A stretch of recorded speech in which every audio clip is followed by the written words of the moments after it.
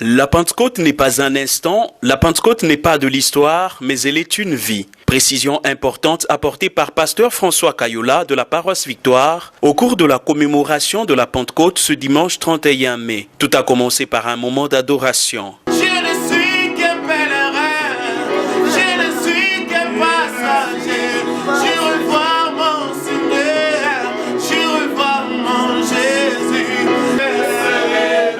C'est ma prière de chance, c'est dans cette atmosphère que l'homme de Dieu a tenu à attirer l'attention sur le sens de cette journée, dit généralement de Pentecôte, à tort d'après lui. J'aimerais aujourd'hui partager à toute l'humanité qui ne parle pas aujourd'hui de la Pentecôte. Tout le monde aujourd'hui parle d'un dimanche de Pentecôte. J'aimerais interpeller les enfants de Dieu à une dimension de la Pentecôte. La Pentecôte n'est pas un jour. La Pentecôte n'a pas d'anniversaire. La Pentecôte n'est pas un moment. La Pentecôte n'est pas une circonstance. La Pentecôte est un événement qui nous connecte à la nature divine de Christ. La Pentecôte doit se vivre.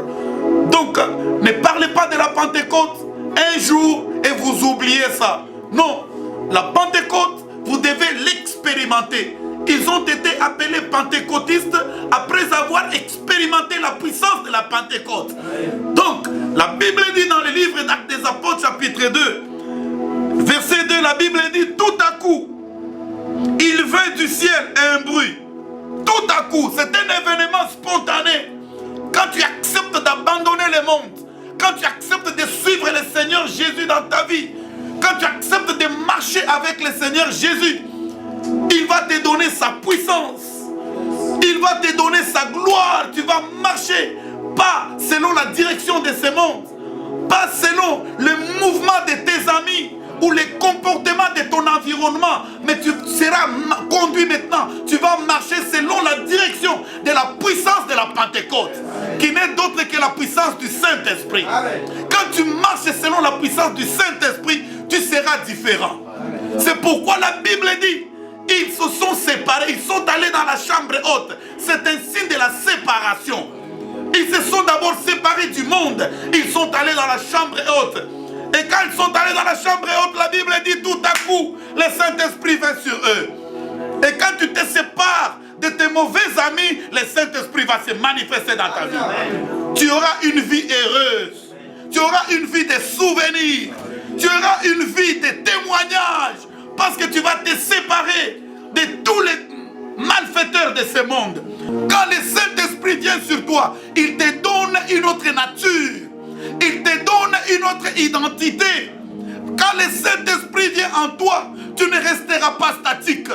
Tu ne resteras pas une ancienne créature. Tu seras transformé, tu seras une créature nouvelle.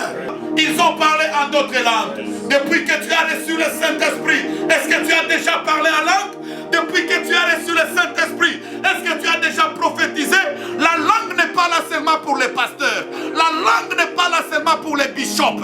La langue n'est pas là seulement pour les prophètes. La langue est pour quiconque croit au Seigneur.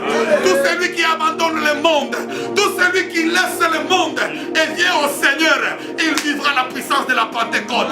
Tu es appelé pentecôtiste après avoir vécu la puissance de la Pentecôte.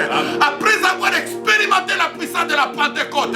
Là où tu es, vis la Pentecôte dans ta maison. Tu vas trouver la solution à tous tes problèmes. Quand tu vis la Pentecôte, tu ne seras pas colérique.